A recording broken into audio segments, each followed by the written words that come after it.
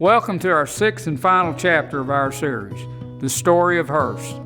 Great cities have special things that they're known for. Austin has been keeping it weird since the year 2000. Houston is expanding human knowledge from Space Center Houston. And as the home of the Dallas Cowboys, Arlington is bringing their A game. Fort Worth serves as a place where the West begins. Lighting up the night sky, Dallas is the proud home of Reunion Tire, affectionately known as the Ball. And that brings us home to Hurst. Central to it all, Hurst is a place where many fine people choose to work, live, visit, and play. Wonder why that is? Well, let's listen and learn. And by the way, thanks for watching. One of the real movers and shakers in this community back in the late 60s and 70s and early 80s is a gentleman by the name of John Barfield, who lives just a block away from me. He owned from all of Harwood, from Precinct Line to Brown Trail. And I remember as a kid, 12, 13 years old, going to his office on Harwood and asking him to get permission to ride mini bikes. And at that time, you had to have permission to ride a mini bike on private property. And went there in his office, and John's always chewing on a cigar. He doesn't smoke them, just chewing on them. And I can see him to this day leaning up against his desk and asking my buddy and I, what we were in there for, and where we lived.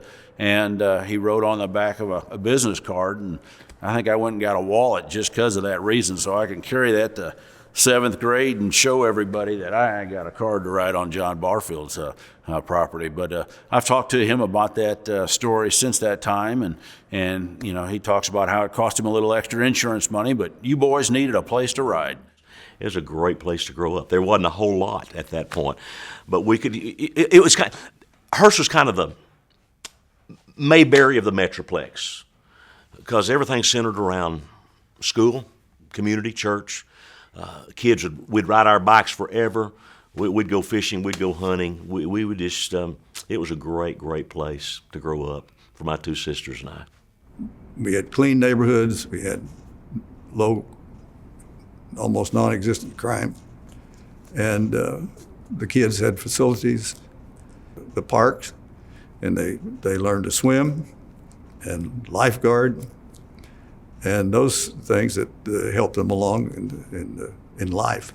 In 1987, we had to redo the pond in Chisholm. It's a beautiful pond. It's a beautiful park, and it's a really key amenity as you come into the park. And we had to drain it in order for the contractor to come in and dredge it. So they bring the boat out there, and this thing is swirling around the boat.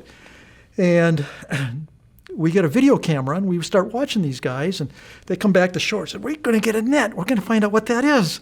They get the net around it, and Elton jumps in the water and grabs both ends of the net, and the thing is popping up and down, and it's rolling around, and Elton's huge, and he's dragging it to shore, and he gets it up, and then a couple other guys come over and help him drag it up on shore, and they open up the net, and Elton holds up an 89-pound catfish. Butch Dixon was a superintendent, and I called Butch over, and I said, "We've got to do something with this thing." He says, "Yeah, we're taking it to Forest Park. They've got that big aquarium." So I said, "Okay, well, good luck with that." Forest Park wanted nothing to do with that thing. He said, "We gave it to Elton, and Elton had a big barbecue last night, and they ate it." And I said, "Oh, well, they ate that thing?" He said, "Yeah, he invited all his relatives over, and they had a big catfish fry." Hurst was growing from 1957 to 1967. Hurst had really kicked off. So my dad and his partners went up on Bedford Road, and they bought maybe 8 acres of land, let's just say, up on Bedford Road. And they decided to build a shopping center there. They wanted to put another Meijer store. The grass kept growing up, so he brought some steers and he put a fence up, and he only put, I think, 2 strands of barbed wire. And anyway, I get a call one day. I'm in junior high, and I get a call from my dad, and he said, the cows got out there on Bedford Road. We got to go get your horse, and we got to get the cows put back up. So the city wasn't real happy with him that day, I don't think. That Amon Carter, at the time that happened, the mayor of Fort Worth and the mayor of Dallas, they were just bickering all the time, just a continuous fight. So the mayor of Fort Worth had to have an airport. Dallas had one, so they built one at Amon Carter. When that was built, I was traveling some for Container Corporation, and if I was going somewhere, I'd get on an airplane in Fort Worth and then land over in Dallas, just up and down. And then they finally got together and built this airport in the 70s. I think about the early 70s, that's when that airport was built. We had enough money to buy the lot. That was $1,000. And we built that little 1,150 square foot home with absolutely no furniture. Herman didn't like to borrow money, but we did get a loan. But our house payment was $85 a month. We had a sunken living room, which, it just made it so glamorous looking. It was the new place to be. I mean, it was the in place. Pipeline was the main road, other than Highway 10, the old Highway 10. In the afternoons or the evenings, Bel Air Shopping Center was the kind of the happening place. You would have hundreds of kids from areas all over that would come to Bel Air Shopping Center and take the cruise. You would start at one end, let's say a Bel Air Shopping Center, and they just drive back to the other end and circle and come all the way back and just go back and forth. And then you had the others that were all, sitting in cars everywhere. So that was the gathering place in Hurst when I was in high school. And, it was kids, from Denton, from White Settlement, from all over that would come, because Bel Air was known as the gathering place to meet other people and to hang out. Henry Roddy was the senior minister at that point in time, and he and Squeaky, he had the little church mouse that he used. And when we actually built the new sanctuary, we had a window outside in the little Northex area, and in the old A-frame, we always had problems with birds getting into the church. There's a window up there, and it had a little crack in it, and the birds, sparrows, would get in, and they'd have a nest up there maybe, and there'd be one of them flying around in the sanctuary while we were preaching. And so when we created this stained glass window, in that we had a little bird down here, but we also had Squeaky the church mouse. And that was out of respect and for Henry and the work that he did with our church. The Friends had a fundraiser, and it was making a celebrity cookbook. But it was a fun thing to do because the Friends sent letters to celebrities and to important people, asking them to send a recipe and to write a letter and to have their signature and maybe their picture. And they were going to make a cookbook out of it. And so many of them responded. And it was a great fundraiser. We made a lot of money to help the library. School should be a place not only for learning, which it has to be and must be, but it needs to be a place where we have some fun too. With the patio, we waxed the patio to some extent. We used a sealer, we called it, on the patio, which could make it slick, especially if it got wet.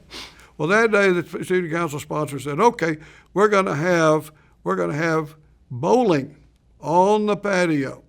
So they got bowling pins, set them up, and they went to the grocery store, and they got a frozen chicken, and brought it to school, and so the bowling ball was the frozen chicken. So we had frozen chicken bowling. Oh, the kids got they just love that. We're very active in the community. One of our favorites is the Santa USA program, which flies Santa out with Rudolph and a bunch of reindeer and elves that go to all the elementary schools in the HEB school district. It started out of the back of a pickup, but very quickly partnering with Bell Helicopter. Now they've expanded a little bit and see a few nursing homes and a few other venues that they feel could benefit from their mission. That's a wonderful program, and we've been able to be involved in that for the last 25 years. And for 25 of those years, I was his number one elf. And my kids, they were real young when they started, and they didn't know Santa didn't come in a helicopter. All the other kids thought it was a sleigh, but he came to the store in a helicopter. One year, many years ago, I was wearing still one of the original costumes. Been doing this. It was probably about 20 years old at that point. And so Jana got up early with me and used old safety pins to try to keep those. There were no suspenders, and whatever elastic had been in the waist of those pants had long worn out. Jana is trying to pin me up so I will stay together throughout all of these stops. You got 1,000 junior high students come out. They're too cool to really admit that they want to see Santa, but they want to see Santa. They remember from being in elementary. And you've got 600 or 700 students on the blacktop. You've got parents. You've got the police that have stopped traffic everywhere because Santa has arrived. So Santa's on my left. I'm on his right. I've got Santa's bag in my left hand, and I'm waving to everybody with my right hand. And that's the way we're doing it. And we go across Martin Parkway, and suddenly my pants are around my ankles. One of the most embarrassing moments of my life. I had a lady at Bell I knew real well, and she had a problem, and so she called court enforcement, and they came out and they said, "Well, this isn't really bad." He said, "I know it's not nearly as bad as that pig that lives next door." And they said, "There's a pig next door?" And said, "Yeah." So they looked over, and there was a potbelly pig that had grown to 300 pounds. The pig's name was Eli the pig. Eli loved Dr. Pepper. You could feed him a Dr. Pepper bottle and hold it, and the pig would drink it. Dr. Pepper sent him 3 cases of Dr. Pepper, free. Well, we ended up deciding we need to outlaw Eli, and Eli was going to have to leave town. So he was loaded on a trailer one night, and he was hauled out of town. I talked to my friend from Bell about a month later, and she said, "You know, that screened-in porch that they had now have plywoods all over, covering up all the screened-in. We pretty well think Eli came back in the middle of the night and is living on the boarded-up porch." I just remember he always was up at 4 o'clock every morning and gone to bed at 7, taking care of his animals, feeding his hounds, and he had, like I say, 13 or 14 siblings, and one of them had pigs, that they slaughtered, so we had the sausage, and, the other one had something else, so we didn't really have to go to the grocery store, like I say, and then my daddy had the garden and the tree orchard, and, so we just lived off the land a lot, I'm nobody, but I know that my great-great-grandpa was somebody, he was nice enough to let the railroad come through. He could have said no, but just knowing what I know about the Hearst, I'm proud to be one. It came from good people. It came from people committed. It just came from people that were really loving this community, and they wanted to make it the best they could make it. Because of city leadership, it has to come from that.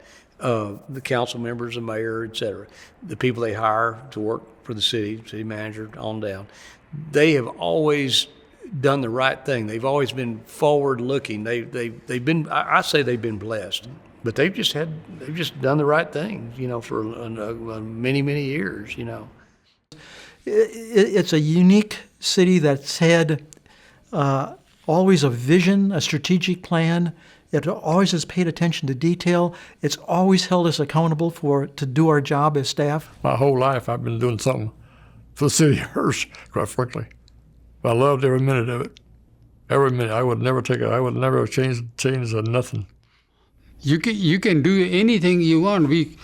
My wife, from no place, she started the soccer association. And you can get involved with the police, you can get involved. We were all part of the police department, the fire department, you name it, we were part of it. People come here, they stay here, and they retire here because of the way that the city citizens and the leadership treat us. And that's why we have, so many people here still living in Hearst that have not moved off. If you look at our statistics, we have a high level of people living over 30 years here in HEB because of the community. It's been a great place for us to live. I can't think of anything I'd want to do any better. people are friendly, they're congenial, they're cooperative, they're generous. Hurst is my city where I live, and I'm proud of it. I mean, I tell everybody it's a good place. Hurst has always been the city that people wanted to live in. You know, we're H-E-B, Hurst, Euless, and Bedford, and we've always had a rivalry that, not a mean rivalry, we just tried to outdo each other. Well, people began to realize that Hurst was the better of the cities. Hurst attracts people. I think it has a lot to do with our city government. I stayed here because of the quality of life in this city, because of very positive quality of life, high quality of life, not just quality of life, a high quality of life. When we do things first class. H-E-B has continued to be a first-class community, school district, and opportunity for kids, not just wealthy kids, but all kids. And that's the thing that I'm most proud of, and I think I had a big part of creating that kind of an atmosphere. I love Hurst. I just, it means so much to me because it's been so much a part of my life for so many years. And you put all that together, you've got a great school district, a great city with services, a great location. There was no reason to move. I've always loved to paint. I don't paint as much as I'd like to paint. But if I painted a picture of Hurst, I would use bright colors, lots of yellows, lots of inspiring greens, yet I would use some browns for the rooting and the very, very fine, solid foundation that Hurst gives you. The sky to me is always blue with lots of clouds in it in Hurst. I could have moved anywhere, and I looked outside of Austin. I looked near Fredericksburg because I was just gonna, move away. And every time I'd go look, I'd be pulled back here. And so I mean, this is where I'm supposed to be. And people always ask me, says, why did you move back to Hurst? And I said, where else is there? There's no other place. If you want to find a great city and a great school district, you ought to come to the city of Hurst and the H-E-B school district, because you're not going to find anything better that is right here. When I came here, it just felt like home. And so 30, almost 40 years later, I guess, we're still here. And so it's the climate, it's the people, it's all of those things that kept us here all these years. I've been here so many years. I love this place so much. You might as well just say I'm goofy for Hurst. But that's the mark it's left on me. I just love the place. If you live in a place 50 years, you ought to know a few people. Visionary people with great values, willing to serve and sacrifice for the greater good. And they are individuals of faith in their God, in the future, and confident of what we can accomplish together. Hurst has done that really well.